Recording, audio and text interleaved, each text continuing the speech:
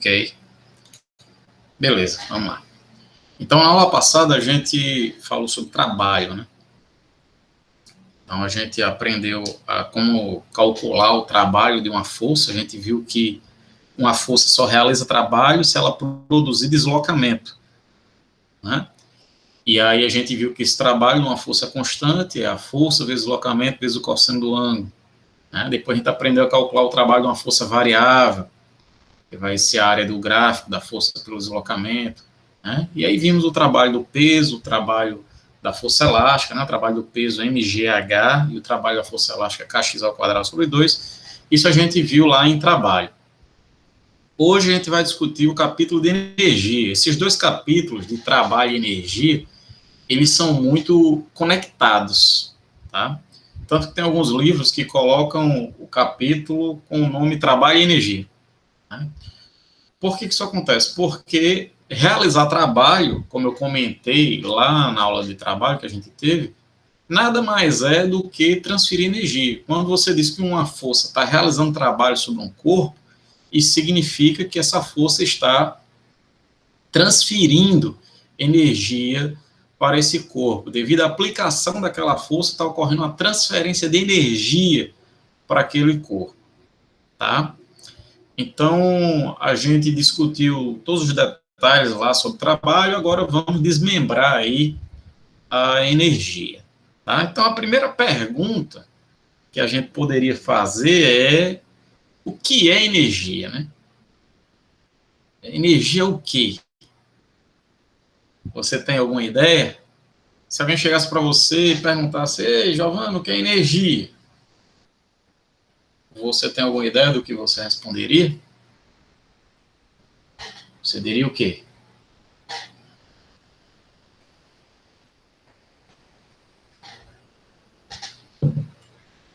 Ou você não tem ideia?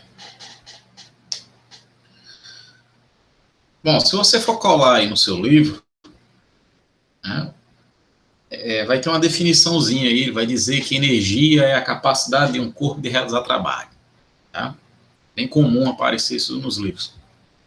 Mas, na verdade, a melhor resposta para essa pergunta aqui é a seguinte: não se sabe o que é energia.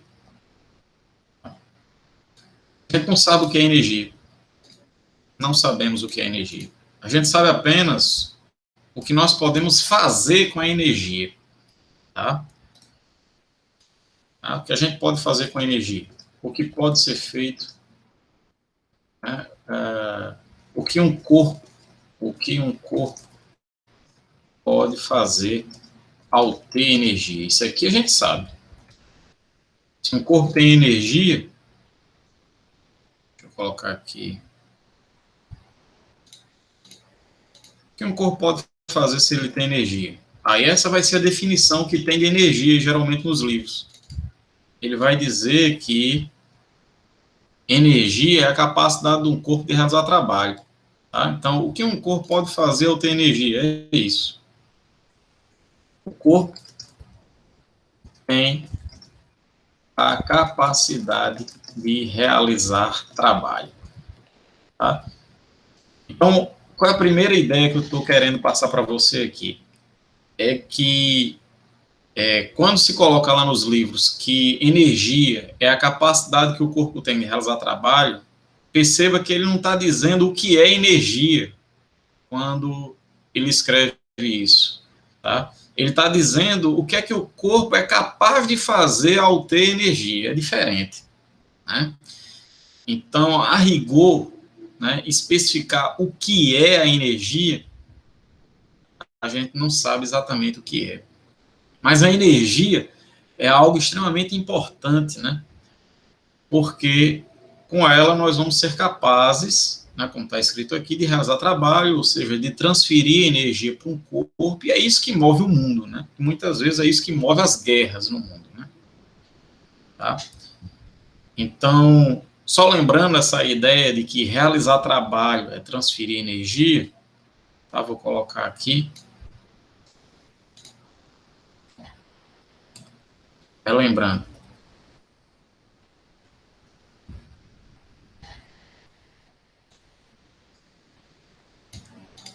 o que é realizar trabalho.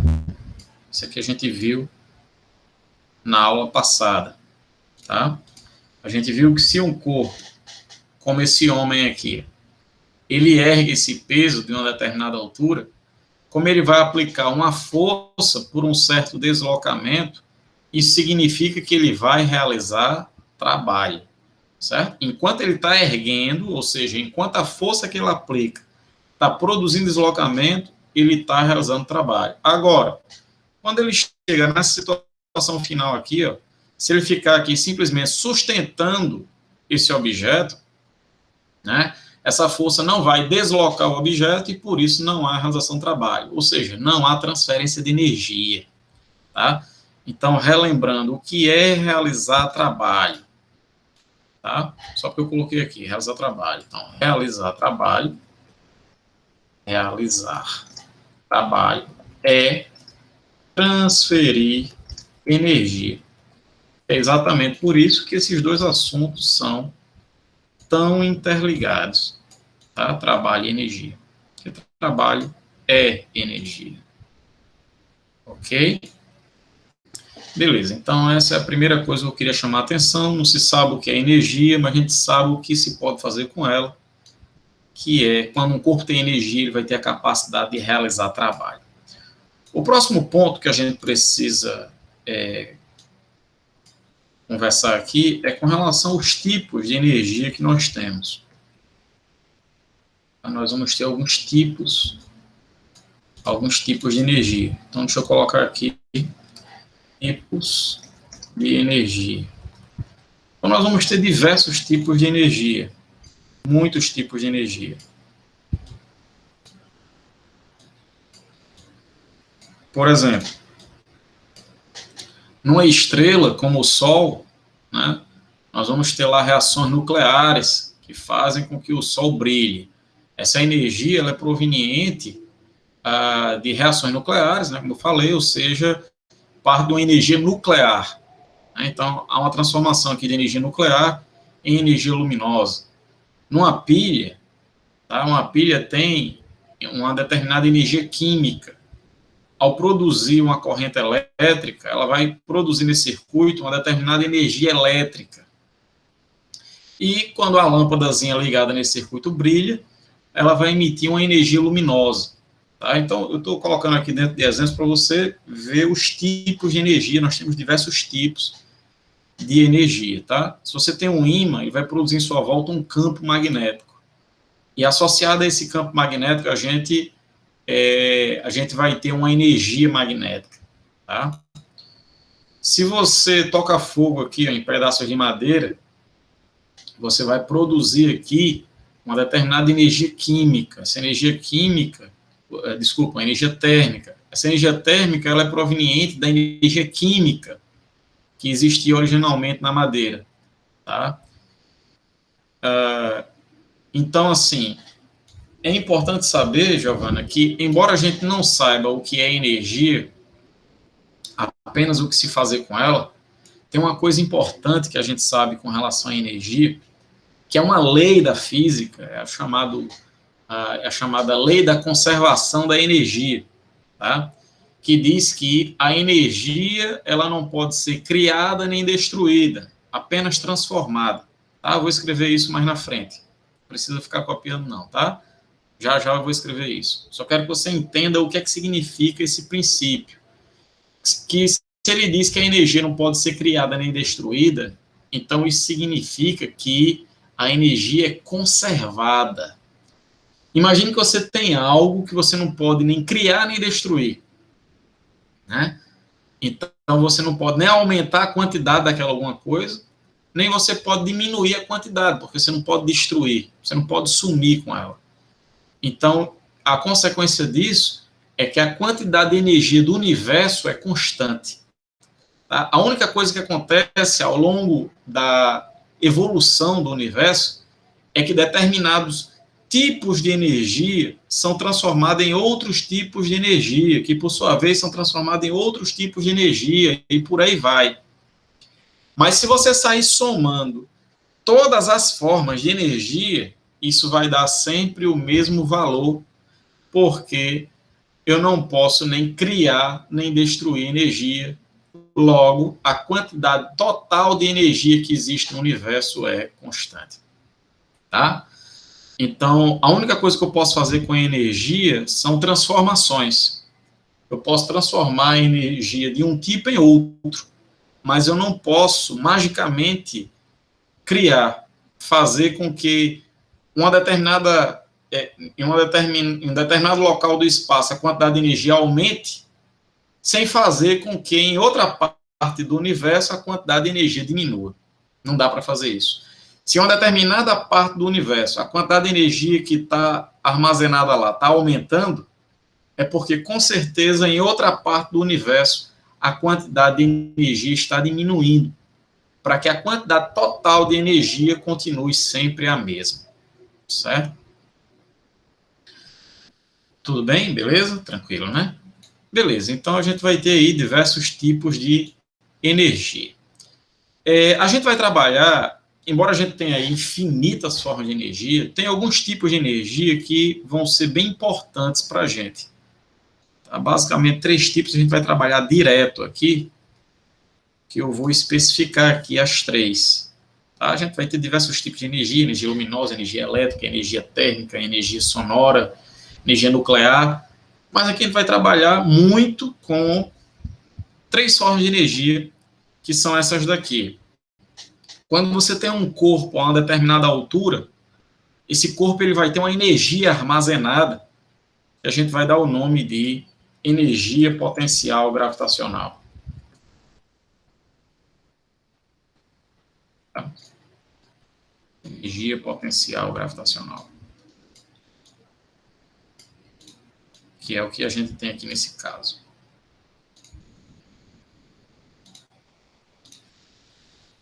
Quando você tem um corpo que ele está em movimento, quando ele se move, qualquer partícula que esteja em movimento, ele vai ter uma determinada energia cinética. Tá? Energia cinética é a energia do movimento. E a outra forma de energia que a gente vai trabalhar bastante é quando você trabalhar com corpos elásticos. Tá? Você pega um determinado elástico e estica. Né? Quando você faz isso, você vai fazer com que esse sistema ele guarde, ele armazene uma determinada quantidade de energia, que é o que está acontecendo aqui no caso do arco e flecha.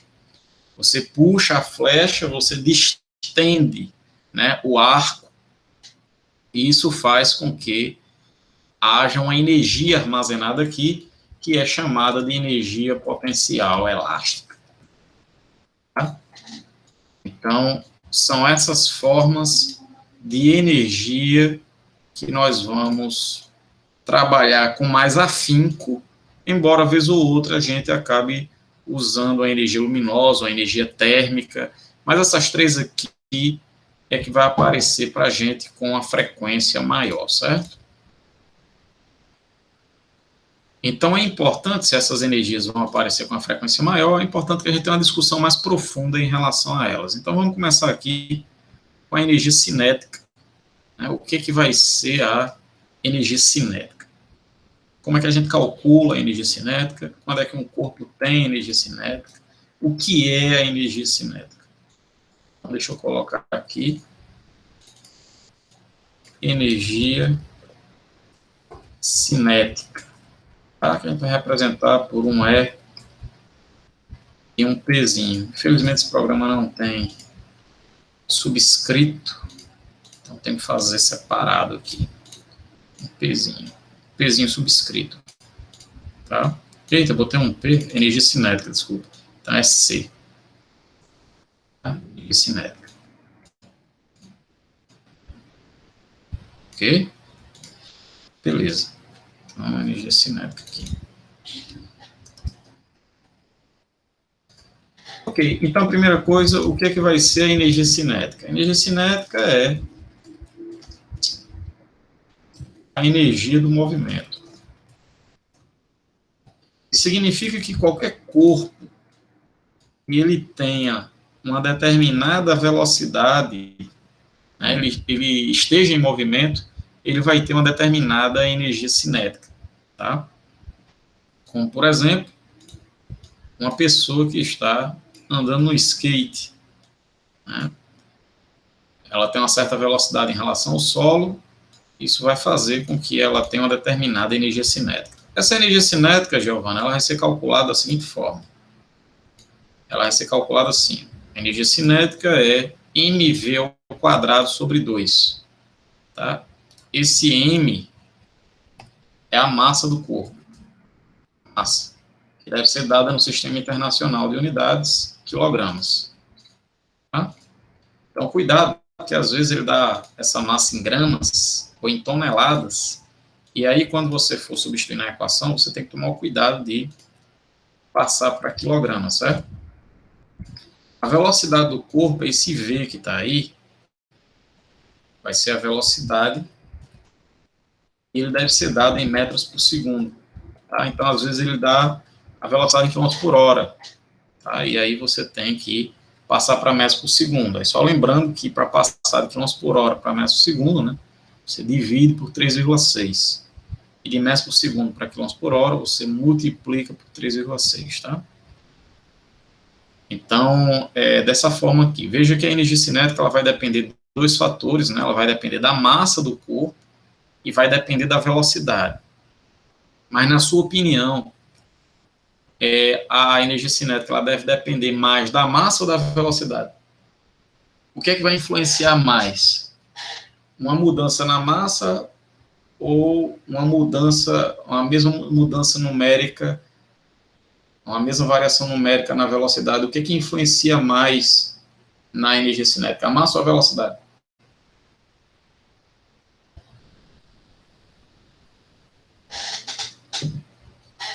Ou os dois têm a mesma influência sobre a energia cinética? O que você acha?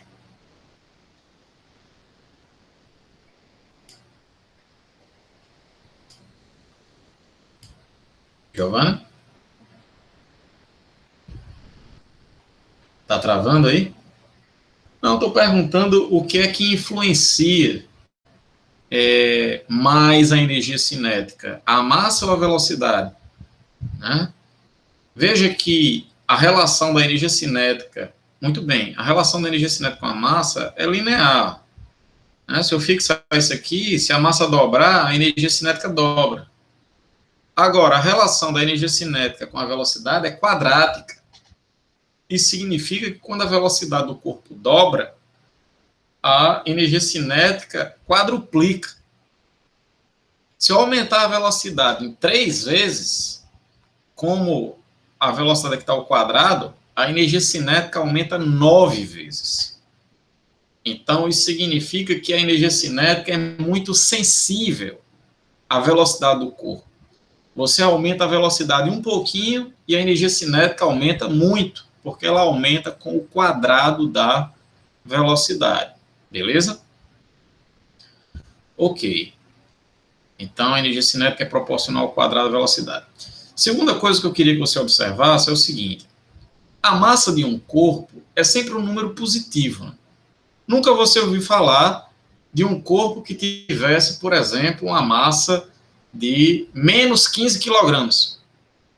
Chego para você, ei, sabe qual é a minha massa? Menos 40 quilogramas. Existe isso? Não. Nenhum corpo tem uma massa negativa. Né? Logo, se não existe uma massa negativa, isso aqui vai ser sempre um número positivo. E a velocidade escalar, ela pode ser positiva ou negativa, né? Que depende do sentido que o corpo se move. Se ele se move a favor do eixo, a velocidade é positiva. Se ele se move contra, a velocidade escalar é negativa. Só que, mesmo que a velocidade seja negativa, como está o quadrado, esse termo aqui vai ser sempre um número positivo. Então, onde é que eu estou querendo chegar? Esse primeiro termo, que é a massa, é um número positivo. V ao quadrado é um número positivo. E 2 que está aqui é positivo. Ou seja, só tem números positivos aqui, então, com certeza, a energia cinética nunca vai ser um número o quê? Negativo. Não tem como o resultado dar um número negativo. Tá? Eu vou colocar isso aqui como uma observação. OBS 1. OBS. A energia cinética nunca, essa palavra nunca é ótima, e sempre também, nunca é negativo. Nunca é negativo. Certo? Nunca você vai encontrar uma energia cinética negativa. Não existe. Então, vou deixar aqui um OBSzinho. Vou organizar isso aqui, vou fazer algumas observações, então vou fazer assim, vou deixar a primeira observação. Vou colocar aqui, observações. Comentários. Comentários. Aqui. Aqui eu vou colocar um verde. Tá? E aqui eu vou colocar um... Pronto. Então, o primeiro comentário é esse. Segunda coisa, eu queria comentar aqui, com relação à energia cinética. B. É que você sabe que a velocidade de um corpo, ela é relativa, né? Por exemplo, se eu chegar para você e perguntar assim, ei, qual é a velocidade dessa garota aqui? Digamos que o skate esteja deslizando aqui com a velocidade 10 metros por segundo em relação ao solo, certo? Se eu chegar para você e perguntar qual é a velocidade da garota, a melhor resposta é depende. Em relação a quem? Se for em relação ao solo, a velocidade da garota é a mesma que do skate, vai ser 10 metros por segundo também. Mas, se eu estiver perguntando a velocidade da garota em relação ao próprio skate, como a garota se move junto com o skate, a velocidade dela em relação ao skate é igual a zero. Tá? Então, a velocidade é relativa, a velocidade depende do referencial adotado. Então, como a energia cinética depende da velocidade, e a velocidade é relativa, então isso significa que a energia cinética do corpo também é relativa. A energia cinética da garota em relação ao solo vai ser relativa a uma velocidade de 10 metros por segundo. Mas a energia cinética dela no referencial do skate vai ser quanto? Zero. Porque em relação ao skate a velocidade é igual a zero. Então isso significa que a energia cinética é relativa. Relativa. O que significa um conceito físico ser relativo? Significa que ele depende do referencial adotado. Tá? Então, esse é um segundo comentário que eu queria chamar a atenção aqui. Tranquilo? Até aí, tudo bem, Giovana? Beleza? Ok. Então, outra coisa importante que a gente pode fazer aqui com a energia cinética é discutir a questão dos gráficos, né? Como é que fica, por exemplo, deixa eu puxar aqui esses gráficos para cá, que a gente vai discutir isso agora. Deixa eu puxar aqui, tá? Deixa eu puxar para cá.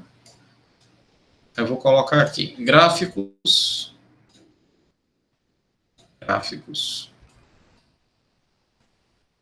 da energia cinética. Gráficos da energia cinética.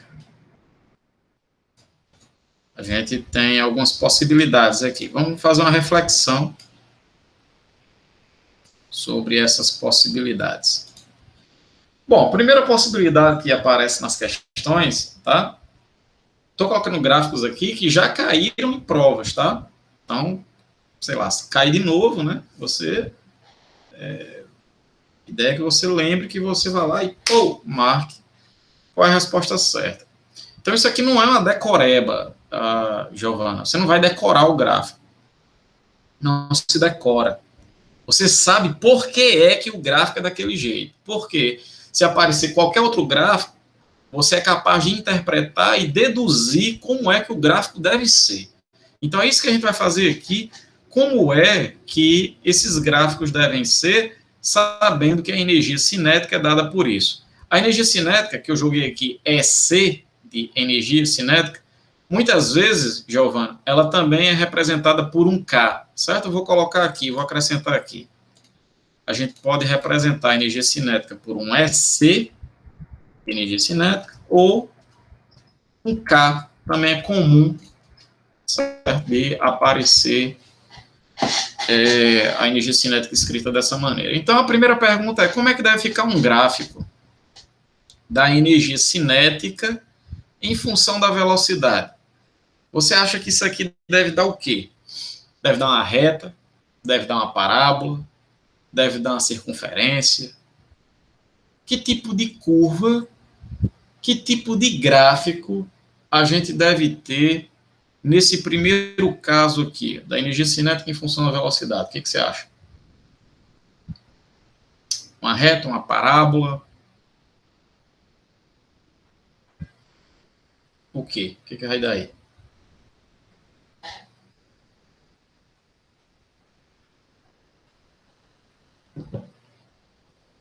Pois é, né?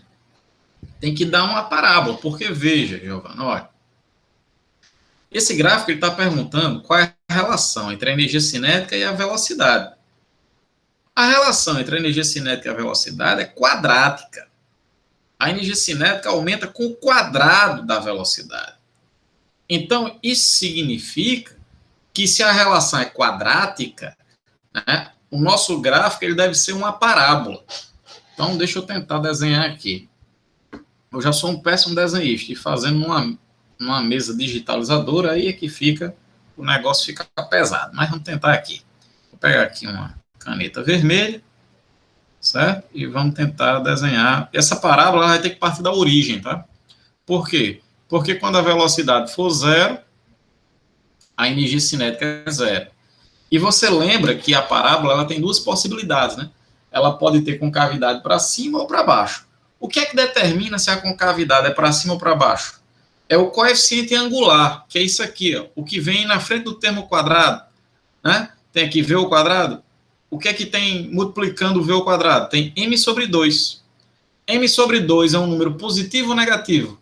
Positivo. Então, a parábola tem uma concavidade para cima, certo? Que é o coeficiente angular da equação do segundo grau.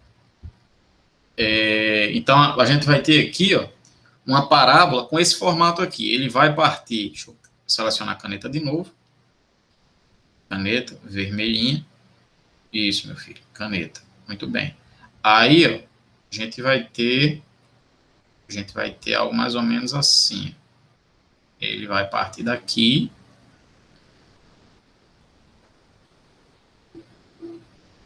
Horrível, calma aí, deixa eu voltar, volta.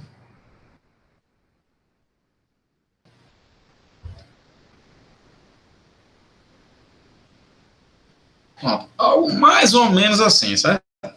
Uma parábola em que você vai partir da origem, vai ter essa curva aí crescente, e que vai formar o nosso gráfico, ok? Beleza. Nesse segundo caso aqui, a relação entre a energia cinética e a massa, né? Veja que a relação entre a energia cinética e a massa é linear. Se a gente fixar esse termo aqui, ó, fixar a velocidade, só alterar a massa do corpo, né? A relação aqui é do primeiro grau, tá? Veja que a massa está elevada à primeira potência. Então, isso significa que o meu gráfico tem que dar o quê? Se a relação é linear. Ele vai dar uma reta ou uma parábola? Hein, Giovana? Esse gráfico aqui vai dar uma reta ou uma parábola? Vixe, ela caiu.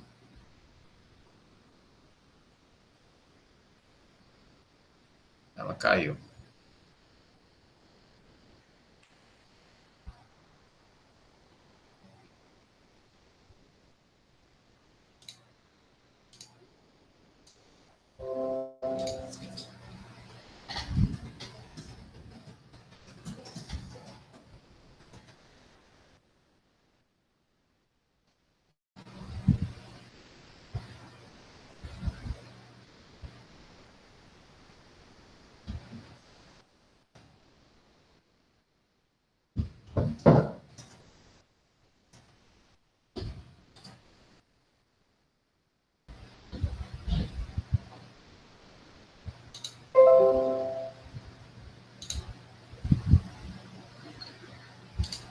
Aguardando. Voltou. Show. Voltou, né? Legal. Beleza. Você tá conseguindo ver aí a apresentação? Beleza, né? Então, como você disse lá, no gráfico da energia cinética em função da massa, né, da energia cinética versus massa, a gente vai ter uma reta, porque é uma equação do primeiro grau. Só que a gente sabe que uma reta, ela pode ser crescente ou decrescente. O que é que vai determinar se uma reta é crescente ou decrescente? Vai ser o coeficiente angular da reta. que é o valor que vem do lado da variável aqui, que vem multiplicado pelo m. O que é que está multiplicando o m? Vai ser esse termo aqui, v ao quadrado sobre 2, que é positivo. Ou seja, o coeficiente angular da reta é positivo. Então, isso significa que a reta é crescente. Tá? Então, a gente vai ter aqui uma retinha crescente. Deixa eu colocar aqui uma retinha crescente. E essa reta tem que passar pela origem. Essa reta, ela vai passar aqui. Opa. A caneta, meu filho. Se risque. Ah, tá. Tem que desativar aqui a... Ok. Tudo bem, vamos lá. Então, risque agora para mim, por favor. Isso. Aí tem uma reta. Certo? Então, o gráfico da energia cinética em função da massa vai ser uma reta crescente. Quanto maior a massa, maior a energia cinética. E como é que deve ficar um gráfico da energia cinética em função de V ao quadrado? Aqui a gente fez um gráfico da energia cinética em função de V. Muita gente confunde esses dois gráficos. Tá? Aqui dá uma parábola, porque a relação da energia cinética com V é quadrática. Né? Porque você vai ter, na equação da energia cinética, isso, V ao quadrado, então a relação da energia cinética com V é quadrática. Agora, se eu pegar a relação da energia cinética com V ao quadrado, ou seja, com esse termo todo, tá? Para facilitar, é só você substituir esse termo todo por outra variável, como, por exemplo, sei lá, x. Imagina a equação assim, a energia cinética é igual a mx sobre 2. Substituir o v ao quadrado por outra variável, x.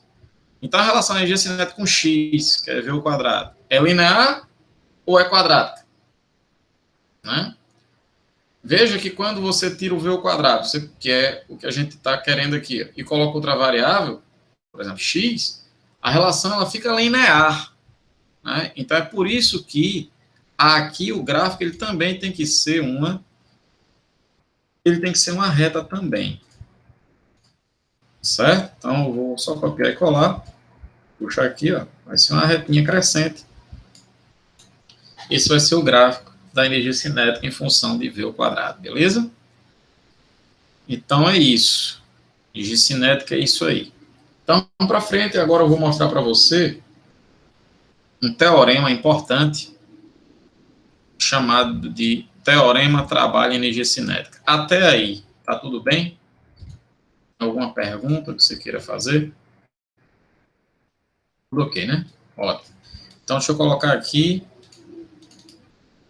Deixa eu apagar isso. Vou colocar aqui Teorema. Trabalho, energia cinética. Tá? Então é o seguinte, esse teorema, Giovana, eu quero achar qual é a relação existente entre o trabalho, que é realizado por uma determinada força resultante, e a energia cinética, e a variação da energia cinética desse corpo, a energia cinética desse corpo. Tá? Então, para isso, imagine a seguinte situação. Deixa eu puxar a figura aqui. Deixa eu puxar a figurinha. Imagine que a gente tem o seguinte, olha. Imagine que eu tenho aqui um bloco. Está aqui o bloquinho. Que tem uma determinada velocidade inicial aqui para a direita. E eu puxo esse bloco com a força F constante. Certo? Vou puxando aqui. Ó. Puxo. Eu puxo ao longo de um deslocamento D. Ei, se atua uma força por um certo deslocamento, então isso significa que essa força realizou o quê? Trabalho. E realizar trabalho é fazer o quê sobre o corpo? É transferir energia. E tá óbvio aqui qual foi a energia que o corpo ganhou. Porque se ele saiu de uma velocidade V0 e foi para uma velocidade V, veja que o vetor aqui, ó, que representa a velocidade V, é maior do que o vetor que representa a velocidade V0. O que indica que a velocidade aumentou. Se a velocidade aumentou, isso significa que a energia cinética aumentou. Ou seja, o trabalho que essa força realizou deu a esse corpo uma determinada quantidade de energia cinética. O meu objetivo aqui é achar a relação existente entre o trabalho que essa força realizou e o ganho de energia cinética desse corpo, que é o que a gente vai chamar de teorema trabalho-energia cinética. Professor, e por que é chamado teorema? Né? E não princípio? Né? É chamado teorema quando a gente é capaz de provar matematicamente. A gente pode deduzir matematicamente isso aqui, essa ideia. Então, é isso que a gente vai fazer agora. Eu vou deduzir aqui com você a ideia desse teorema, o teorema trabalho em energia cinética, certo? Então, eu vou partir aqui, ó, da definição de trabalho de uma força constante. Lembra que a gente viu trabalho, lembra? Trabalho work, W, vai ser a força, vezes o deslocamento, vezes o cosseno do ângulo. Não é isso? Aqui, deixa eu colocar aqui um verde. Pronto. Não, quer ficar... Deixa eu colocar outra cor aqui. Vou colocar um de preto. Pronto, preto. Então, o trabalho vai ser isso. A força vezes o deslocamento vezes o cosseno do ângulo, tá? Então, a primeira pergunta que eu tenho para fazer para você, Giovana, é o seguinte. Que ângulo é esse aqui? Ou seja, esse ângulo, a gente viu, né, na aula de trabalho, que é o ângulo entre a força e o deslocamento. Então, olhando para esse esquema que eu fiz aqui, qual o ângulo existente entre a força e o deslocamento? Veja que a força aponta para a direita e o deslocamento também aponta para a direita. Então, isso aí, muito bem. Né? Se os dois apontam no mesmo sentido, né, a força e o deslocamento apontam para a direita, eles estão ali juntinhos, então o ângulo entre eles é zero, como você falou aí. Tá? Então, eu vou substituir o ângulo por zero. Vai ser cosseno de 0 grau. Tá? Não tem sobrescrito, vou colocar assim. Vou colocar pequenininho aqui. Estou esperando a atualização desse programa para vir o sobrescrito e subscrito, sabe? Raiz quadrada, para ficar mais fácil aqui de trabalhar. Beleza. Então, cosseno de 0 grau. E aí a gente sabe, né? Você lembra quanto é o cosseno de zero? Aquela tabelinha que a gente fez, a gente viu que o cosseno de 0 grau, ele é igual a 1. Tá? Cosseno de zero é 1. Então, continuando aqui o desenvolvimento, a gente vai chegar no seguinte. Veja bem. Vai sobrar aqui, se isso aqui é 1, vai ficar só F vezes D. Só que esse F, perceba que ele é a força resultante sobre o corpo. Que aqui a gente tem 3 forças, né? A gente tem o peso anormal, que é a força que a superfície faz no bloco para cima. Essas forças, peso e normal, elas se equivalem, né? Ou seja, a soma delas vai dar zero, né? A soma vetorial dá o vetor nulo, essas forças se cancelam, de maneira que sobra apenas essa força para frente.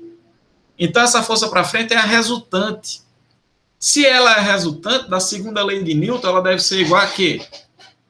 Força resultante é igual a massa vezes aceleração. Então, isso aqui já era, isso aqui deu 1, isso aqui deu 1, então vou tirar. E a força resultante, o F é a força resultante, é a massa vezes a aceleração. Beleza? Beleza. Para continuar o desenvolvimento disso aqui, eu vou perceber uma coisa. É que se a força atuante é constante, isso significa que a aceleração desse corpo é constante. Tá? Vou colocar aqui embaixo. Se a força é constante, a aceleração é constante.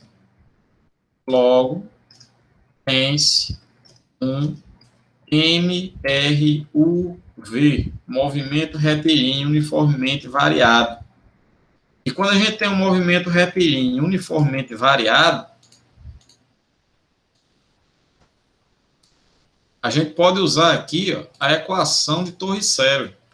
Lembra a equação de Torricelli? V ao quadrado é igual a V0 ao quadrado mais 2 vezes A vezes o deslocamento, que no caso aí é D. Certo? Deixa eu colocar aqui o fato que é o quadrado, tá? A equação aqui, ó, é 2, tem um 2 ali. Tem um 2 aqui. E tem um 2 aqui. E ainda tem um zerinho ali embaixo, né? Porque a velocidade inicial, embaixo, velocidade inicial, então V0 ao quadrado. Beleza? Lembra a equação Torricelli? Essa daqui, V ao quadrado igual a V0 ao quadrado, mais 2A delta S, o D de deslocamento. E por que a gente pode usar essa equação? Porque o corpo tem um mRUV. E por que ele tem um mRUV? Porque a aceleração é constante. E por que a aceleração é constante? Porque a força atuante sobre o corpo é constante. Se a força é constante, a aceleração é constante. Ok, então. Então perceba que aqui eu tenho esse termo, ó, AD. Consegue ver isso? AD. E aqui eu também tenho, ó, AD. Então eu vou substituir uma na outra. Vou substituir uma na outra. Vou pegar aqui esse AD que está aqui, ó, e vou jogar aqui, certo? Então deixa eu isolar aqui. Deixa eu colocar aqui. Fica assim. Olha só isso. O trabalho, o AD, né, vai ser, então, o trabalho dividido pela massa é igual a AD. Certo? Isolei o AD. Onde tinha o M estava multiplicando, eu passei dividindo. Beleza? Pronto. Então, esse AD, que é isso aqui, eu vou jogar aqui, ó. No AD é o trabalho dividido pela massa. Tá? Vamos substituir aqui. Então, vai ficar assim. Deixa eu copiar isso. Calma aí. Isso. Pronto. Então, onde tem o A vezes D, eu vou colocar isso aqui, ó. É o trabalho dividido pela massa. Trabalho dividido pela massa. Certo? Trabalho dividido pela massa. Aí vou passar esse termo para o outro lado. O V0 ao quadrado, vou passar para o outro lado. Aí vai ficar assim. Deixa eu copiar e colar de novo.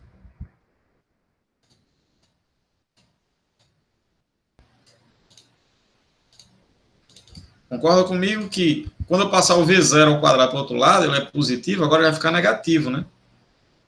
Não é isso? Pronto. E isso vai ser igual a isso aqui. Pronto. Eu quero isolar o trabalho, para ver quanto é que vai dar aqui em relação à velocidade, certo? Então, eu vou passar a massa multiplicando e o 2 dividindo. Aí vai ficar assim.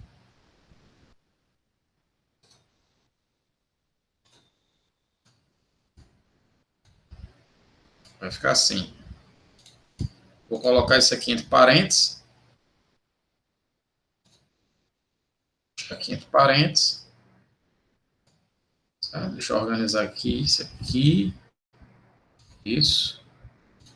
Isso aqui. E o M que está dividindo, eu vou passar multiplicando, então ele vai ficar bem aqui, ó. O M, ele vai passar multiplicando. Ele vai estar aqui. E o 2, que está multiplicando, vai passar dividindo. Então o 2 vem para cá, ó. Dividido por 2. Certo? Só organizar aqui.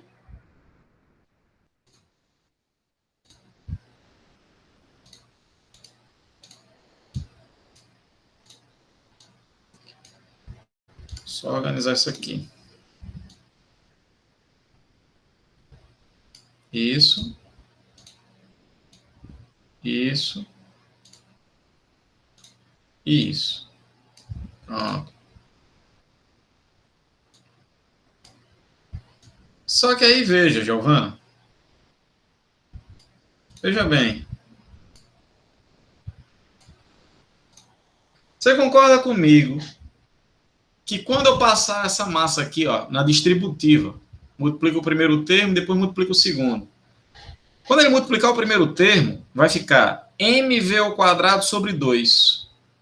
Quando multiplicar o segundo termo, vai ficar menos mv0 ao quadrado sobre 2. Concorda? Só que o que é mv ao quadrado sobre 2? Não é a energia cinética do corpo no final? Tá? Deixa eu colocar isso aqui, vou colocar aqui. Deu para entender aí? Beleza? Senão eu desmembro mais ainda, porque dá um trabalho do cão mexendo nisso aqui. Então, mv ao quadrado sobre 2 é a energia cinética final, e menos mv0 ao quadrado sobre 2 é a energia cinética inicial. Aí o que é a energia cinética final menos a energia cinética inicial? É a variação da energia cinética. Então, esse termo aqui, ó, é a variação da energia cinética. E é por isso que a gente chega à relação, deixa eu nem coloquei aqui, deixa eu pegar aqui rapidinho. No final das contas, a gente vai chegar na seguinte relação, deixa eu pegar aqui, deixa eu pegar a relação aqui. A gente vai chegar nessa relação aqui, que o trabalho é igual à variação da energia cinética, tá? Então, esse resultado é importante, tem muitas questões que você consegue resolver bem rapidamente usando esse teorema, tá? Que diz o seguinte: o trabalho, a força resultante, é igual à variação da energia cinética do corpo, tá? Então, eu vou colocar aqui embaixo. Trabalho, a força resultante, é importante isso, né? Você vai ter que calcular o trabalho, a força resultante, é igual à variação da energia cinética do corpo. Esse é o teorema trabalho-energia cinética. Tá? A gente vai fazer uma questãozinha sobre isso, porque isso aqui é fundamental.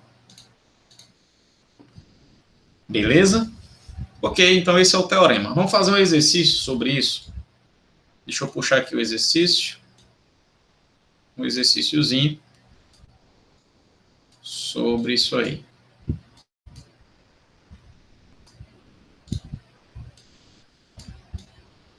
Vou colocar aqui.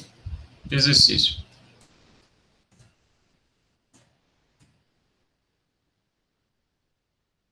Exercício. É uma questão da PUC. Questãozinha da PUC. Que diz o seguinte, ó. Um corpo de massa 12 quilogramas está submetido a diversas forças, cuja resultante R é constante. A velocidade do corpo num ponto M é de 4 metros por segundo. E em outro ponto N é de 7 metros por segundo. O trabalho realizado pela força R no deslocamento de M para N é em joules de. Então, veja bem, olha que ele disse que R, ele quer o trabalho de R. E R é quem? É a resultante.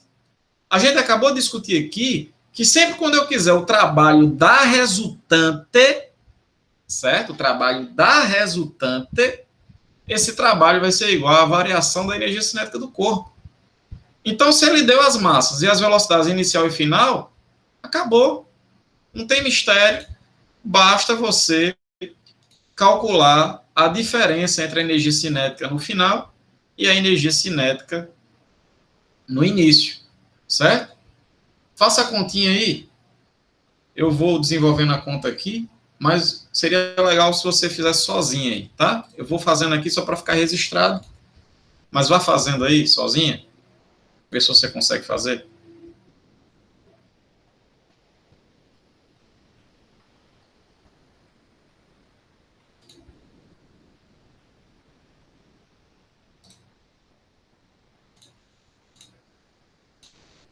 Aí quando você terminar, me avise.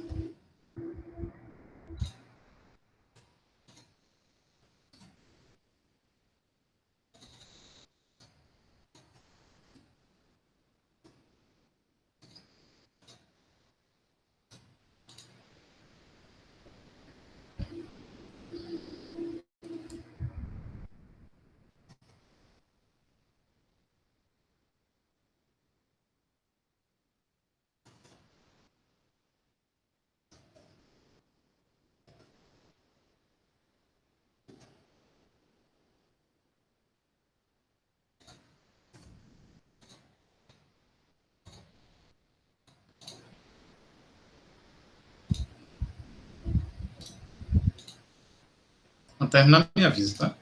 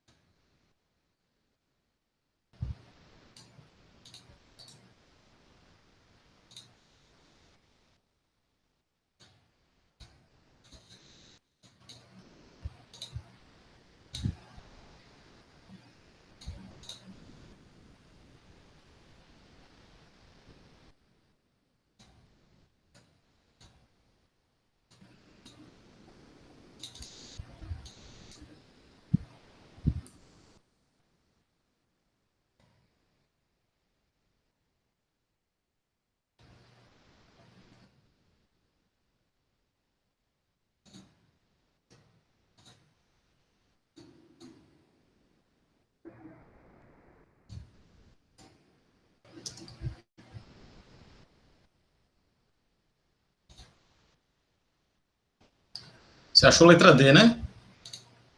Show. Vamos ver se dá a letra D mesmo. Tá? Acompanha aqui comigo. A gente vai usar o teorema trabalho energia cinética, né? Trabalho é igual a variação da energia cinética, então a energia cinética final menos a energia cinética inicial. E aí basta você substituir os valores. A massa é 12, aí diz que a velocidade final é 7. Então 7 ao quadrado, 49, dividido por 2. Menos a massa, 12, né? Vezes a velocidade inicial, 4 ao quadrado, 16. Certo? Pronto. Aí, veja, a gente tem aqui, ó, 12 sobre 2 e 12 sobre 2, né? Então, vai dar 6 vezes 49, vai ficar assim. Aqui vai ficar 6 vezes 49, e aqui vai ficar 6 vezes 16. Então, se tem 6 e 6 na multiplicação, eu posso colocar em evidência, para não ficar fazendo conta à toa. E aí fica aqui 49 menos 16. Concorda comigo? Então, tem que ficar fazendo esses produtos aí. E aí, quando você fizer essa subtração, né, 49 menos 16 vai dar 33. 33. Aí você multiplica o 6 vezes 33. Vou colocar aqui do lado para não ocupar muito espaço. E aí você vai multiplicar aqui. É isso? E aí você vai chegar na resposta.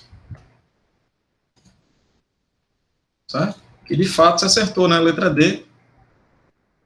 198.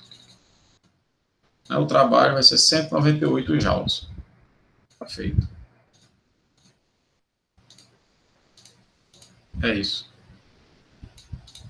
Tranquilo? Então, é nesse tipo de problema que você vai usar o teorema trabalho e energia cinética. Muita atenção, que você só vai poder usar isso aí quando envolver o trabalho da força resultante, certo? É o trabalho da força resultante. Ou se ele perguntar qual é o trabalho dessa força?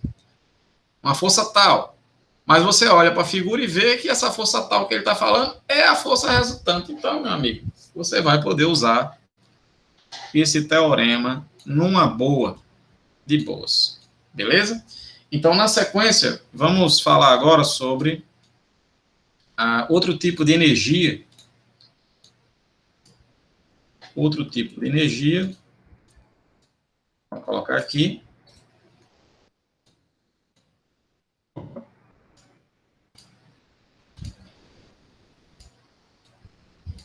Que é o que a gente vai chamar de energia potencial gravitacional. Energia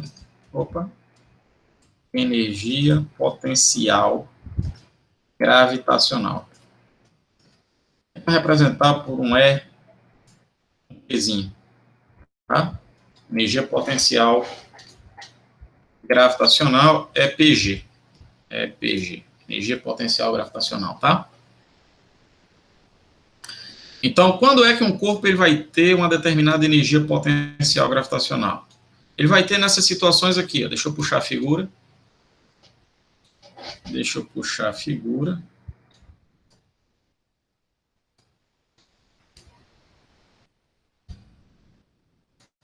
corpo ele tiver uma determinada altura em relação a um determinado nível. Por exemplo, você tem essa bola aqui de basquete que está a uma determinada altura em relação a essa base aqui. Então, ela vai ter uma energia armazenada aqui, que é a energia potencial gravitacional. Então, como é que a gente pode escrever isso? O que é energia potencial gravitacional? É a energia armazenada no sistema massa-terra. Ou seja, você tem um corpo massivo, que é a bola de basquete, e ela está a uma determinada altura em relação à superfície da Terra. Isso vai fazer com que ela tenha uma quantidade de energia armazenada, que é chamada de energia potencial gravitacional. Sempre uma energia potencial, Giovana, sempre que você ouvir esse termo potencial, energia potencial, sempre na sua cabeça substitua essa palavra potencial por armazenada. Tá? Então, energia, o que é que seria uma energia potencial gravitacional? Uma energia armazenada devido a ações gravitacionais. Né? Você vai ter dois corpos massivos, no caso aqui, uma bola de basquete e a Terra, e eles têm uma certa distância em relação ao outro, eles se atraem, isso vai fazer com que exista, nesse sistema, tá, uma energia potencial gravitacional. Isso é importante que eu falei, que é uma energia armazenada no sistema. Não é uma energia armazenada no corpo, tá? A gente tem um sistema aqui formado, bola de basquete, planeta Terra, e nesse sistema vai ter uma energia armazenada, que é essa energia potencial gravitacional. Ok? Então, sempre que você tiver determinado corpo pendurado, tá, em relação a determinado nível, ele vai ter uma energia potencial gravitacional. Professor, como é que eu posso provar isso? Como é que eu posso provar que, de fato, tem uma energia armazenada aqui? Solte. Se você soltar essa bola, o que acontece? À medida que ela cai, ela ganha velocidade. Se ela ganha velocidade, ela está cada vez mais rápida, significa que ela tem uma energia cinética cada vez maior. E a gente aprendeu hoje, do princípio da conservação da energia, que a energia não pode ser criada. Se um corpo está ganhando energia, é porque necessariamente está vindo de outra parte do sistema ou de outro sistema, né? Outra parte do sistema tem que estar com a energia diminuindo, né? Tem que ocorrer uma transformação de energia. Então, se a bola está ganhando energia cinética, é exatamente devido à diminuição da energia armazenada, que é a energia potencial gravitacional. Em outras palavras, quando você solta uma bola de uma determinada altura, ocorre uma transformação de energia potencial gravitacional em energia cinética. Tá? E como é que a gente vai calcular essa energia potencial gravitacional que vai existir aqui? Ora, a gente aprendeu na aula passada, lá no capítulo de trabalho, que quando você ergue um corpo, né, quando o peso realiza um determinado trabalho, o trabalho realizado pelo peso, né, mgh, né? Lembra que a gente discutiu isso? Se eu largar essa bola de uma determinada altura, vai atuar o peso por um certo deslocamento e o trabalho realizado pelo peso é mgh, né, ao longo da queda. Se o peso pode realizar esse trabalho de mgh ao longo da queda, é porque inicialmente o sistema tinha essa energia armazenada. Essa é a questão. Lembra que qual é a consequência de um corpo ter energia? É a capacidade dele de realizar trabalho. Então, se eu solto isso aqui e o peso pode realizar esse trabalho daqui para cá, que é mgh, é porque inicialmente essa energia estava armazenada aqui nesse sistema. Então, isso significa que a energia potencial gravitacional é calculada da mesma forma, mgh. Isso é ótimo, porque aí não fica 300 milhões de equações para a gente decorar. A equação é a mesma, mgh. Tá? É assim que a gente vai calcular a energia potencial gravitacional. Esse m vai ser a massa do corpo, Tá? Deixa eu colocar aqui. M é a massa, vai ser dada em quilogramas.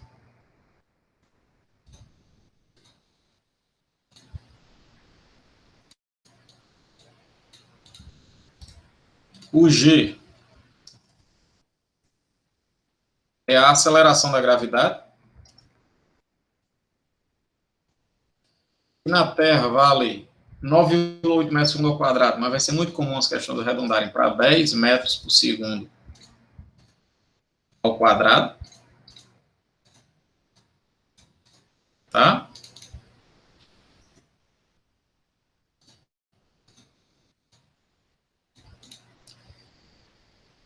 Deixa eu organizar aqui.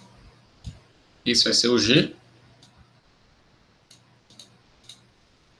Uma diminuída aqui. Isso é o G.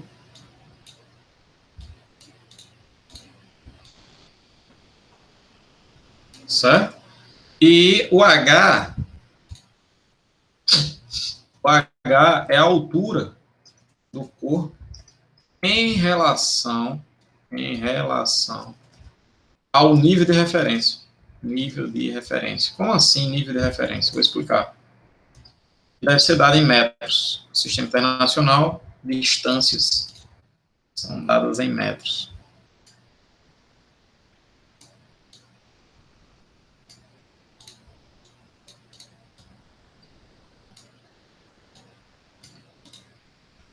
Beleza? Então a gente tem isso. É dessa maneira que a gente vai calcular a energia potencial gravitacional. Aí veja que eu disse que a altura do corpo, né, ela vai ser medida em relação ao nível de referência. Isso acontece porque quem vai definir o nível de referência é você. Ou então tem questões que elas amarram o nível de referência. Calcula a energia potencial gravitacional em relação ao solo. Então, o nível de referência vai ser no solo.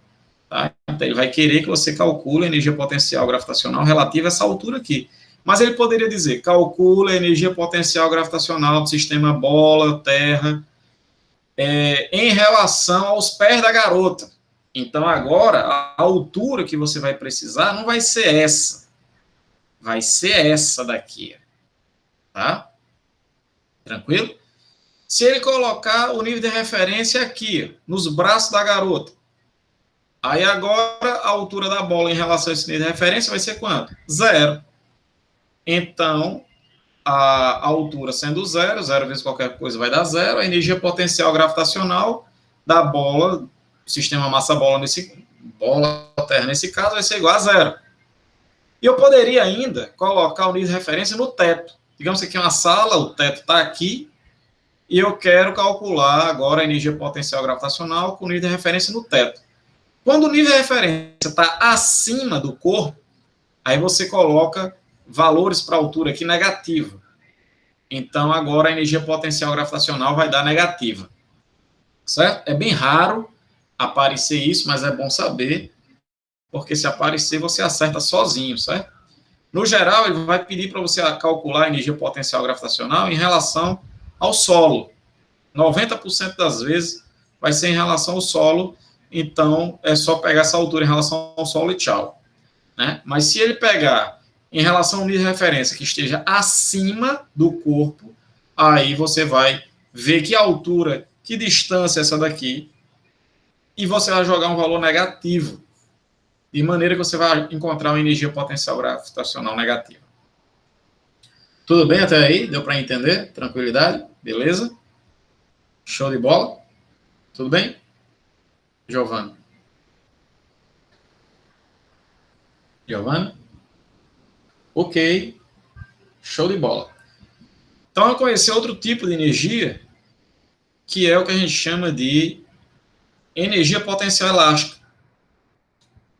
Energia potencial elástica. Aqui. Energia potencial elástica. Tá? Vai ser o EPE. Energia potencial elástica. Você vai ter uma determinada energia potencial elástica quando você trabalhar com corpos elásticos. tá? Deixa eu pegar aqui um corpinho. Deixa eu pegar, puxar para cá.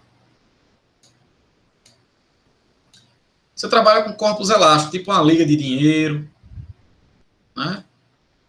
Um arco e flecha.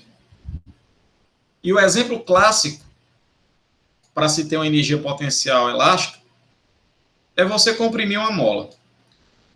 Ou você esticar a mola, certo? Tanto faz. De todo jeito, se você comprime ou se você estica uma mola, você vai fazer com que ela armazene uma determinada quantidade de energia, que vai ser uma energia potencial elástica, tá? Então, o que é que vai ser essa energia potencial elástica? Como é uma energia potencial, então também é uma energia armazenada. A diferença é que vai ser um sistema massa-mola, tá? É o caso aqui, vai envolver um corpo elástico.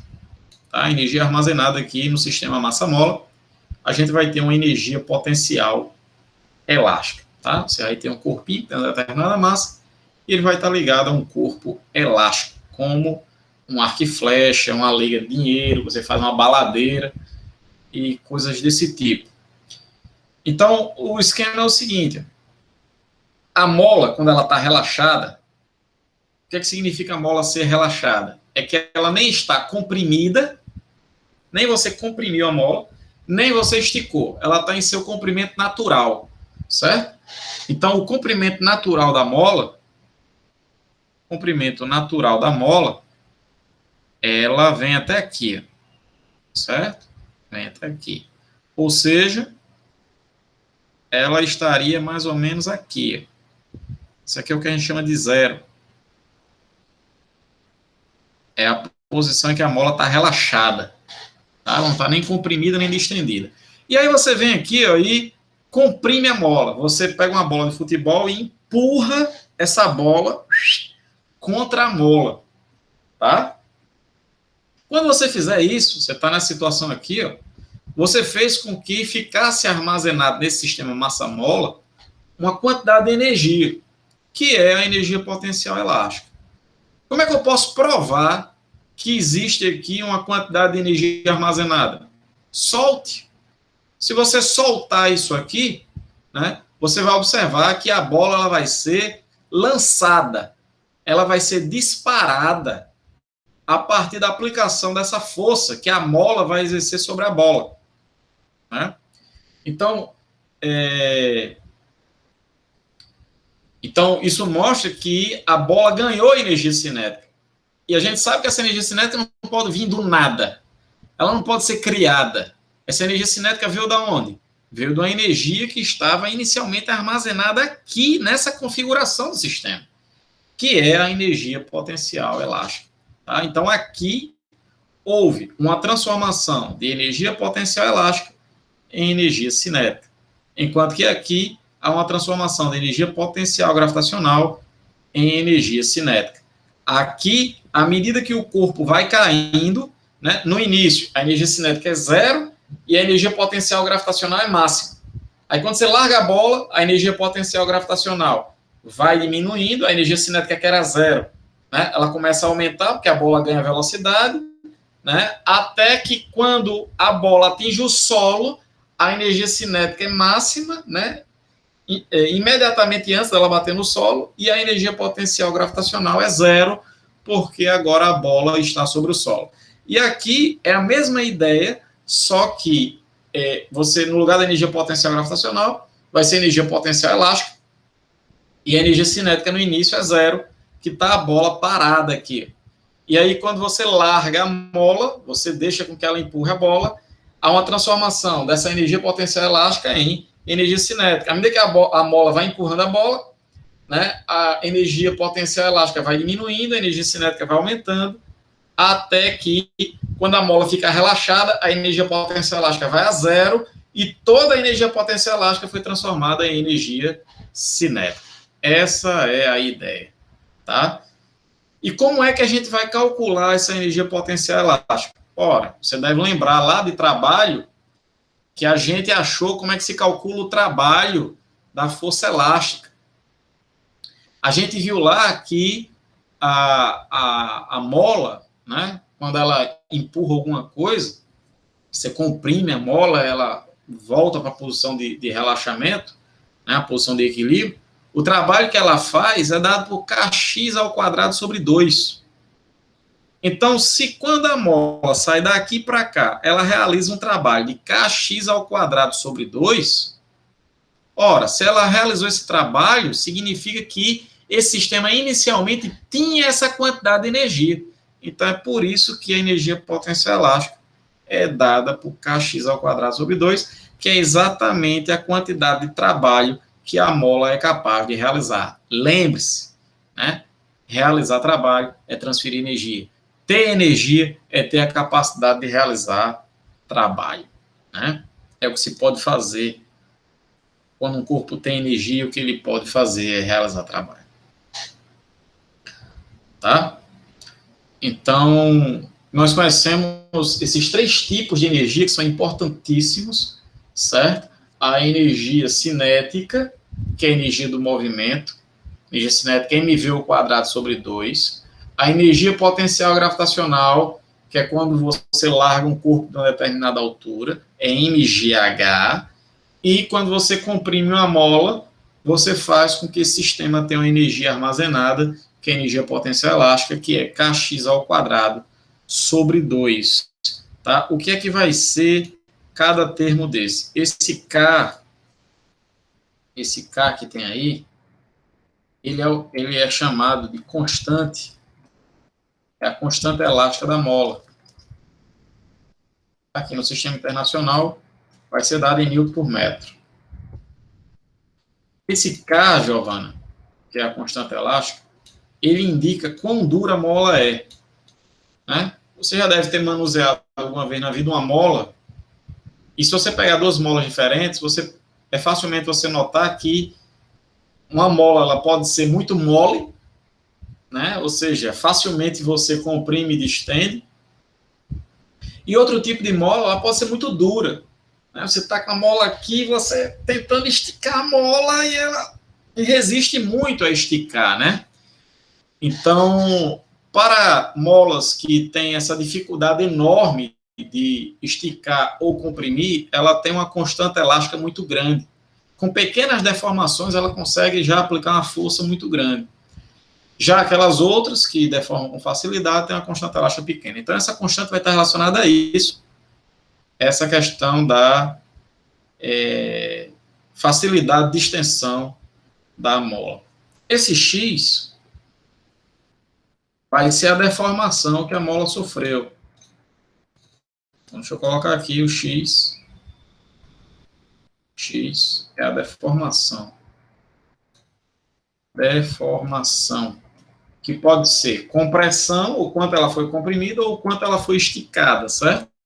Isso aqui também tem que ser dado em metros. Tá? Eita, aqui eu coloquei Newton minúsculo. Newton. Certo? Newton por metro. Newton por metro. E aqui metro. Beleza? Tranquilo? Algumas questões, algumas vezes colocam aqui a constante elástica em Newton por centímetro. E aí, se ele fizer isso, você vai poder usar o X em centímetro. Tá? Quando você for calcular a força. Né? Lembra da força? A força é Kx. Kx. Força elástica, lei de Hooke. A gente viu na aula passada lá em trabalho. Vou deixar aqui como lembrete, certo? Lembrete da lei de Hooke. Vou deixar aqui, lei de Hooke. Lei de Hooke. Lei de Hooke. Força elástica é igual a Kx. Tá? Então, se você for calcular a força, algumas vezes ele dá a constante elástica em Newton por centímetro. Aí, para você achar a força em Newton, você pode usar o X em centímetros, certo? Sem problema nenhum. Agora, aqui não tem jeito. Para você achar a energia em Joule, aí você tem que usar essas unidades mesmo. Newton por metro, e metro, o X em metros, tá? Beleza, então isso é energia potencial elástica, tá? Então, na sequência, eu vou discutir com você agora o chamado princípio da conservação da energia, que é, sem dúvida nenhuma, o ponto mais importante da aula de hoje. O princípio da conservação da energia é uma das leis mais respeitadas da física, se não for a mais respeitada, porque ela é válida em todos os ramos da física. Não precisa você estar na mecânica clássica, que é o que a gente está estudando aqui. Ela é válida na mecânica quântica, na mecânica relativística, ela é válida em todas as áreas da física. Então, um princípio realmente poderosíssimo. É o princípio da conservação da energia. O princípio da conservação da energia. O que diz esse princípio? Ele diz que a energia não pode ser criada nem destruída, apenas transformada.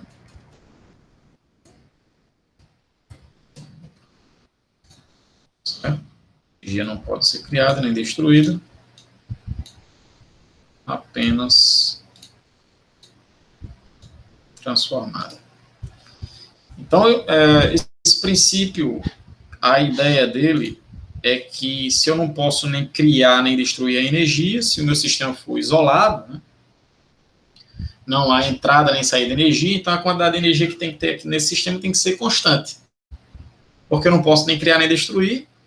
Então, o máximo que eu posso fazer aqui nesse sistema é transformar um tipo de energia em outro. Mas a quantidade total de energia é sempre a mesma. Tá? É por isso que em muitas questões, quando ele falar que o sistema é isolado, você vai resolver dizendo que a energia total no início é igual à energia total no final.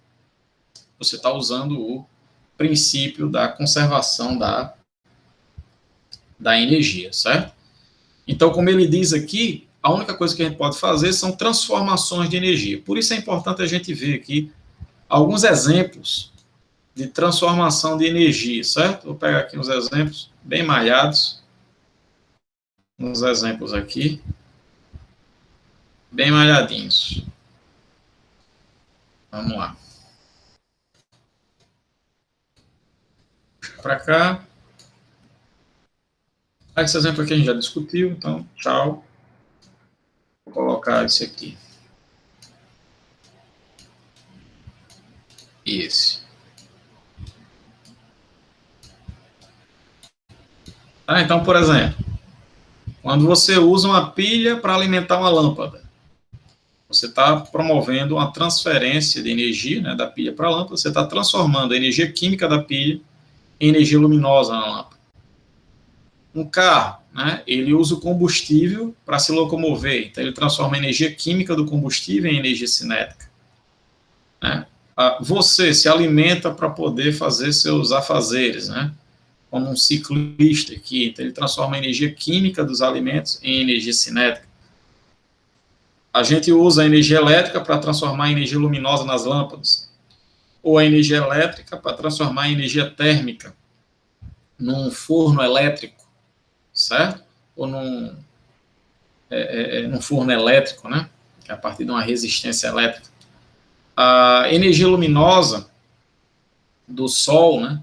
Ela é transformada nas plantas em energia química, né? Então, veja que a energia ela não some, né? A energia luminosa desapareceu. Não, ela não desapareceu, ela foi transformada em outra forma de energia, tá?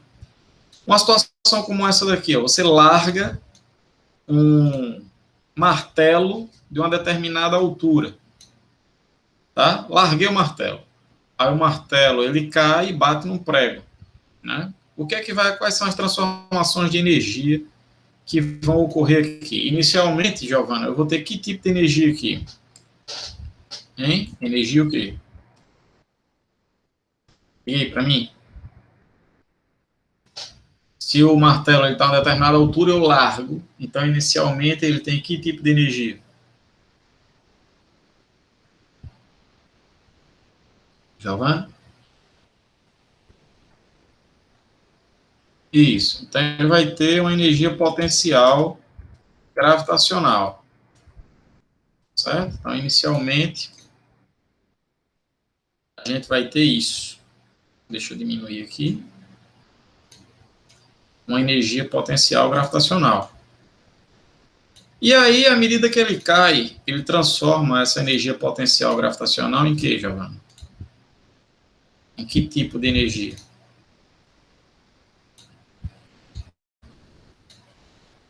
Hein? A segunda figurinha aqui. Ela vai transformar essa energia potencial gravitacional em energia o quê? À medida que o martelo cai, ele vai transformando a energia potencial gravitacional numa energia relativa ao movimento de queda do martelo. Esse movimento de queda do martelo está, né, em movimento. Então, ele transforma isso aqui numa energia cinética. Certo? Beleza? A gente vai ter uma energia cinética. Você falou energia mecânica aí, eu vou falar já o que é energia mecânica. Tá? Então, energia cinética. E poderia ser, você poderia dizer que é energia mecânica, mas não seria muito legal, porque você ia dizer energia mecânica e energia mecânica. Isso aqui é energia mecânica também, tá? A energia mecânica, ela envolve a energia potencial gravitacional, a energia cinética e a energia potencial elástica. E aí, quando o corpo está caindo aqui, ó, ele tem uma determinada energia cinética, ele bate no martelo, ele bate no prego. E aí, o que a gente observa? O martelo para, né? O martelo também ele entra numa certa profundidade aqui, para, e a gente observa que esse sistema esquenta. Então, há uma transformação aqui dessa energia cinética em que tipo de energia no final? No final, a gente vai ter energia térmica. Tá? Então, a gente vai ter aqui no final energia térmica. Essas são as transformações de energia que vão ocorrer nesse caso aí do martelo. Beleza? Vamos mandar isso aqui para trás. Tá, então deixa aí. Ok? Beleza, então as transformações de energia é importantíssimo a gente saber, ter uma noção dos tipos de energia, como é que há essa transformação. Uma situação que é muito comum de ser cobrado nas provas, inclusive no Enem, o Enem adora isso, né? Com relação a essas transformações de energia, é como ocorre a transformação de energia em usinas. Né? Por exemplo, usina hidrelétrica, usina termoelétrica, usina eólica, usina nuclear. Né? Como é que acontece isso? Então, vou colocar aqui, transformações de energia em usinas. Transformações de energia em usinas. Vamos ver como é que se dá. Então, deixa eu puxar aqui as figuras.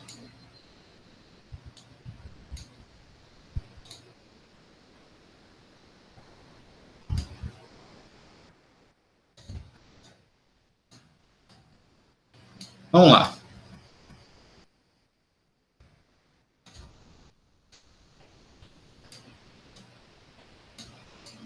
Vamos pegar primeiro essa daqui.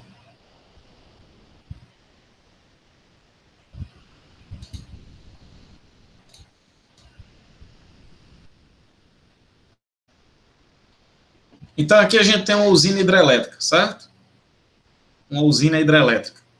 Na usina hidrelétrica, a gente vai ter uma represa, tá? Para que a gente possa formar aqui um determinado reservatório de água. E aí, vai existir na parte inferior aqui dessa represa uma tubulação por onde a gente vai poder escoar essa água até atingir aqui, ó, uma turbina.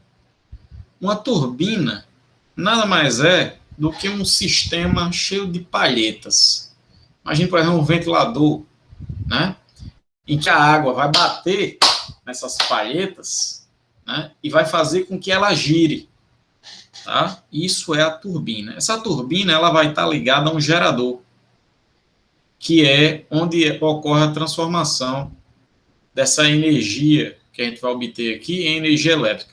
Então, quais são as transformações de energia que nós temos? Inicialmente, a gente vai ter água até uma determinada altura aqui da represa. Isso vai fazer com que, em relação a esse ponto aqui, ó, onde a água está sendo empurrada, né, essa água está sendo empurrada daqui para cá, tá, vai existir uma determinada altura em relação a esse nível. Então, inicialmente, a gente tem uma determinada energia potencial gravitacional. Essa energia potencial gravitacional, ela vai ser transformada aqui, ó, em energia cinética, no movimento da água, tá? E aí, essa energia cinética, ao atingir a turbina, vai fazer com que ela gire. Então, a energia cinética da água é transformada em energia cinética para a turbina, uma energia cinética de rotação. E essa energia cinética de rotação é transformada em energia elétrica no transformador, no gerador, certo? Vai ter um gerador elétrico que vai fazer com que essa energia cinética de rotação da turbina seja transformada em energia elétrica. Esse transformador é para determinar a tensão elétrica que a gente vai transmitir aqui nas linhas, certo? Que geralmente vão ser linhas de alta tensão, de 60 mil volts. Para transmitir essa energia elétrica a longas distâncias, é interessante que seja altas tensões. Economiza no efeito Joule a perda de energia ao longo das transmissões. Então, está claro como é que funciona a hidrelétrica, as transformações de energia aqui, potencial gravitacional, energia cinética da água, energia cinética de rotação, energia elétrica no gerador, certo? E aí a gente transmite isso. No geral, Giovana, no geral, a maioria das usinas, 99% das usinas, elas vão funcionar com esse mesmo formato. Como assim mesmo formato? A gente vai ter alguma coisa que vai girar a turbina, que está conectada ao gerador, e isso vai produzir energia elétrica. É isso que acontece na usina hidrelétrica, e é isso que vai acontecer também, por exemplo, na usina eólica. Na usina eólica, você tem aqueles parques eólicos, né, chamam de torres, em que no alto da torre você vai ter aquelas palhetas enormes, né? Aquelas turbinas, né? E aquelas turbinas, quando estão expostas ao vento, isso faz com que elas girem, né? Então, aqui há uma transformação da energia eólica, que é a energia do vento, certo? Em energia cinética de rotação da turbina. Essa energia cinética de rotação, ela é transformada logo atrás aqui, ó, a turbina vai estar acoplada a um gerador que vai fazer com que essa energia cinética seja transformada em energia elétrica. E aí a gente transmite essa energia elétrica de maneira totalmente análoga ao que a gente fez aqui na hidrelétrica. Então, perceba que a diferença da hidrelétrica para a eólica é simplesmente quem é que vai girar a turbina. Aqui, quem gira a turbina é o movimento da água. Aqui, quem gira a turbina é o vento. Mas o procedimento é o mesmo, né? Que é a ideia. Quem vai girar a turbina? É isso que acontece também na termoelétrica. Deixa eu puxar. Vixe, Maria, a nossa aula já terminou. 4h30. Tudo bem, vamos terminar de discutir isso. Vamos terminar de discutir essa questão das usinas, certo? Questão das usinas, vamos discutir aqui. Deixa eu só mostrar essas duas usinas aqui para a gente encerrar. Então, no caso da termoelétrica, esse caso aqui, ó, é bom colocar os nomes, né? Aqui tem eólica, mas aqui não tem o nome, termoelétrica. Eu vou colocar aqui, termoelétrica. Termoelétrica. Elétrica. Termoelétrica. Termoelétrica. Então, na termoelétrica, ela funciona da seguinte maneira. A gente vai ter um caldeirão com água e a gente vai aquecer essa água a partir da queima de algum combustível fóssil. Pode ser carvão, pode ser algum gás, certo? Para a gente poder, ou algum óleo, para a gente poder ter aqui, ó, essas chamas, né, essa fonte de calor que vai fornecer energia para a água. Essa água ela vai vaporizar, ela vai passar do estado líquido para o estado gasoso, certo? E esse vapor ele vai ser conduzido até a nossa turbina, que são aquelas palhetas. Então esse vapor ele vai ser conduzido ao longo da turbina de maneira a fazer com que as palhetas girem, tá? E aí quando a turbina gira, isso aciona o gerador, que transforma essa energia cinética de rotação em energia elétrica, que aí é transmitido pelos cabos. Então veja que, de novo, aquele lance de quem é que gira a turbina. Aqui foi a força da água, aqui é a força do vento, e aqui é o movimento do vapor da água, certo? A diferença é só essa na termoelétrica. Beleza? A desvantagem da termoelétrica é que ela é uma produção mais cara e mais suja, tá? Em relação, por exemplo, à eólica, né, que é uma usina bem limpa, né, bem renovável. E, por último, a usina nuclear. Usina nuclear.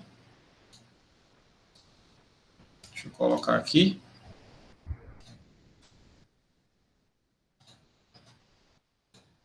Usina nuclear.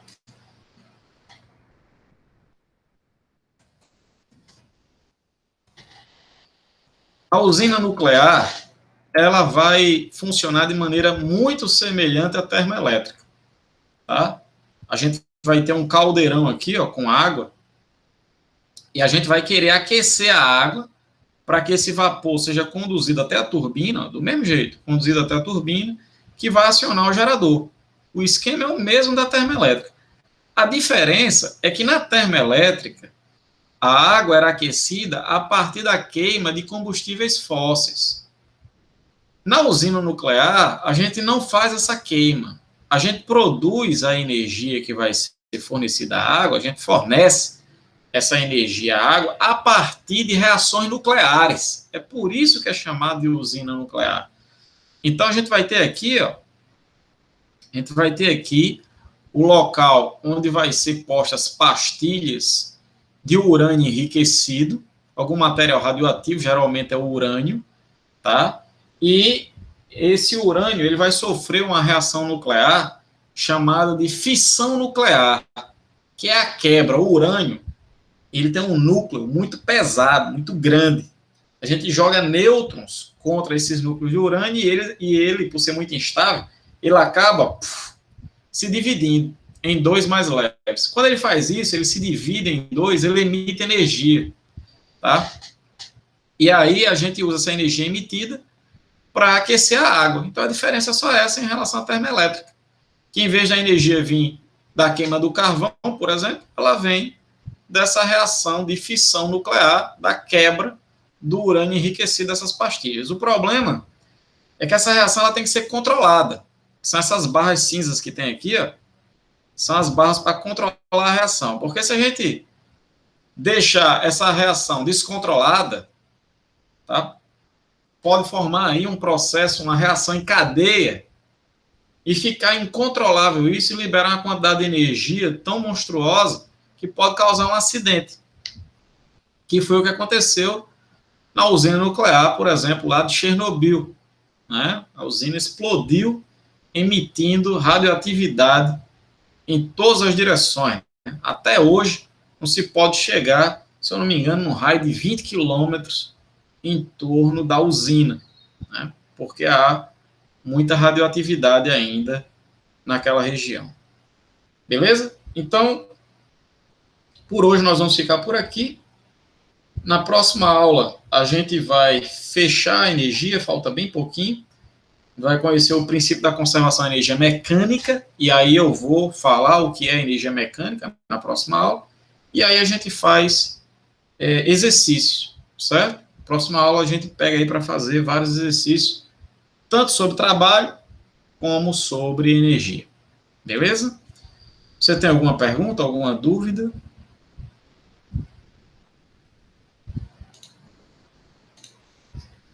Ok. Então por hoje é isso. Valeu.